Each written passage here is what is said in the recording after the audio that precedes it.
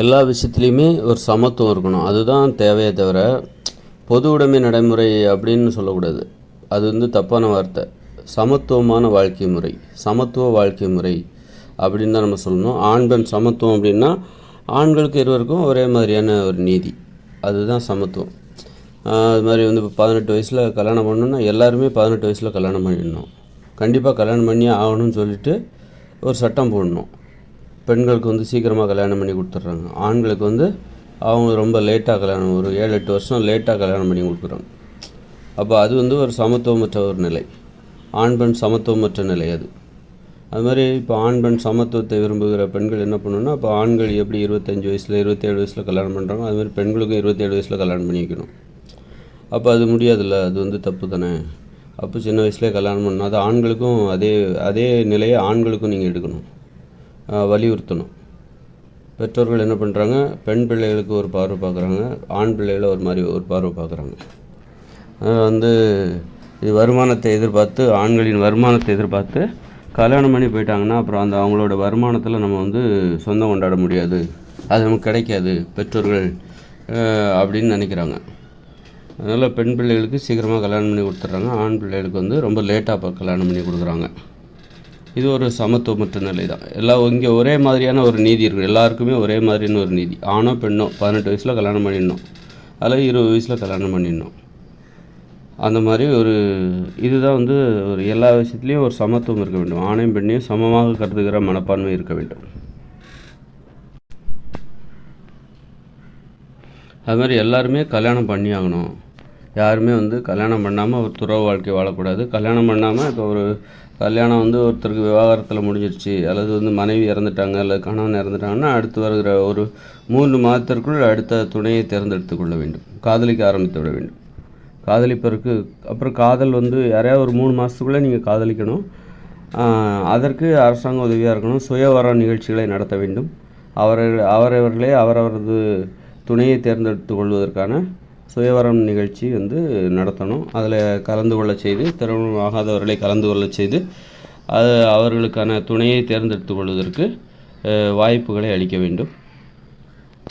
இதன் மூலம் யாருமே தனியாக இருப்பதற்கு, ஒரு துணையை இழந்தவர்கள், ஏதாவது ஒரு வகையில் விவாகரத்தானவர்கள் அல்லது இறந்து போயிட்டுருப்பாங்க, கணவனோ மனைவியோ இறந்து போயிருப்பாங்க, மறு திருமணம் செய்வதற்கான ஒரு வாய்ப்பை அரசாங்கமே ஏற்படுத்த வேண்டும்.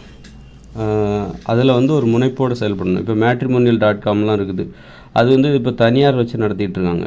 அதெல்லாம் அரசாங்கம் செய்ய வேண்டிய சேவை. அது ஒரு மிகப்பெரிய சேவை. அது அரசாங்கம் தான் செய்யணும். matrimonial.com சொல்லிட்டு அது தனியார் வச்சு நடத்தி அதுக்கே ஏகப்பட்ட காசு கேட்குறாங்க, ஏகப்பட்ட பணம் கேட்குறாங்க. அதனாலே நிறைய பேர் அதில் முயற்சி பண்ணுறதில்ல.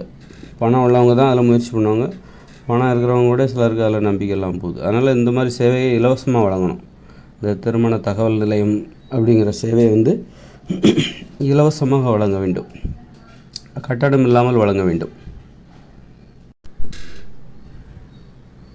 அதை ஒரு அரசு பணியாக மாற்றிவிட வேண்டும். திருமண தகவல் நிலையம் அப்படிங்கிறத ஒரு அரசு பணியாக மாற்றிவிட வேண்டும். இந்த மேட்ரிமோனியல் வெப்சைட்டு அதை அரசு பணியாக மாற்றி அதை ரொம்ப தீவிரமாக முன்னெடுக்க வேண்டும்.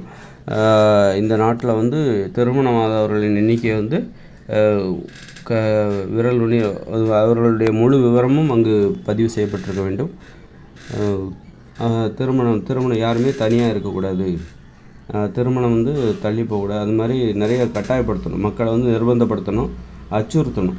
நீ கண்டிப்பாக 18 வயசில் கல்யாணம் பண்ணிக்கணும், இல்லை 20 வயசுக்குள்ளே கல்யாணம் பண்ணி ஆகணும் அப்படின்னு சொல்லிட்டு மக்களை அச்சுறுத்த வேண்டும். வேறு வகை இல்லைன்னா உனக்கான சலுகைகள் கிடைக்காது, வேலைவாய்ப்பில் முன்னுரிமை கிடைக்காது, அப்படி இப்படின்னு ஏதாவது சொல்லி அவங்கள கட்டாயப்படுத்தணும். எல்லாருக்கும் இது பொதுவான ஒரு இதாக இருக்கும். யாருமே தனியாகவே இருக்கக்கூடாது அப்படின்ற மாதிரி, எந்த ஒரு வயதிலும் முதுமையில் கூட நீ தனியாக இருக்கக்கூடாது அப்படின்னு சொல்லிட்டு அந்த சட்டம் மக்களை கண்டிப்பாக நீ துணையுடன் தான் வாழ வேண்டும் என நிர்பந்திக்க வேண்டும். அப்போ தான் அந்த மக்கள் மகிழ்ச்சியாக இருப்பாங்க.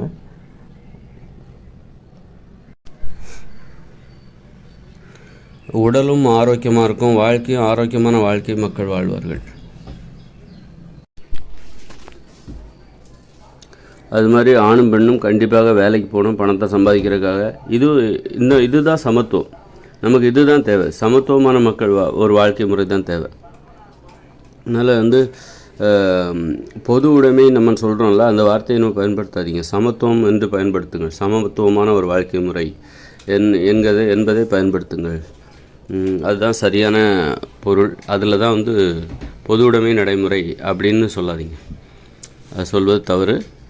நானும் தொடர்ந்து அதை மாற்ற முயற்சிக்கிறேன்.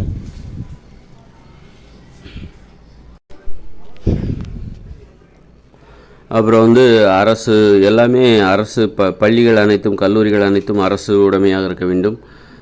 மருத்துவமனை அரசு உடைமையாக இருக்க வேண்டும். நீதிமன்றத்தில் வந்து தனியார் வழக்கறிஞர்கள் இருக்கக்கூடாது, அனைவருமே அரசு வழக்கறிஞர்களாக இருக்க வேண்டும். இதெல்லாம் வந்து சமத்துவ நடைமுறை.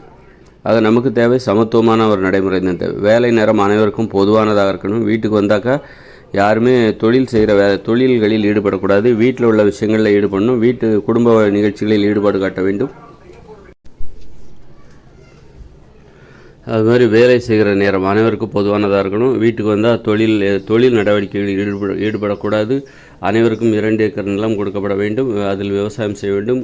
கிராமமாக மக்கள் வாழ்ந்திருக்க வேண்டும். நகரங்களை உருவாக அனுமதித்திருக்கக்கூடாது. கிராமங்களில் தான் அனைவருக்கும் 2 ஏக்கர் விவசாய நிலங்கள் கொடுக்கப்பட முடியும். அந்த மாதிரி ஒரு சமத்துவமான ஒரு வாழ்க்கை, ஏற்றத்தாழ்வு இல்லாத ஒரு வாழ்க்கை, எல்லாருக்கும் அனைவருக்கும் ஒரே மாதிரியான வீடு. 8 வயசுக்கு மேலே உள்ள ஒருத்தருக்கும் சின்ன வீடு கொடுத்துடணும். சிறிய பரப்பளவு கொண்ட ஒரு வீடு கொடுத்து விட வேண்டும். அரசாங்கமே கொடுத்து விட வேண்டும். இதுதான் வந்து இந்த மாதிரியாக தான் நம்ம சமத்துவமாக ஒரு வாழ்ந்திருக்க வேண்டும். சமத்துவத்தை நிலைநாட்டுகிற ஒரு வாழ்க்கையை வாழ்ந்திருக்க வேண்டும். அப்படி வாழ தவறிவிட்டோம். அதனால தான் வந்து இவ்வளோ பிரச்சனைகள். ஏன் வந்து இந்த ஏற்றத்தாழ்வுகள் இதெல்லாம் வந்து பார்த்திங்கன்னா, இதை அடுத்த வீடியோவில்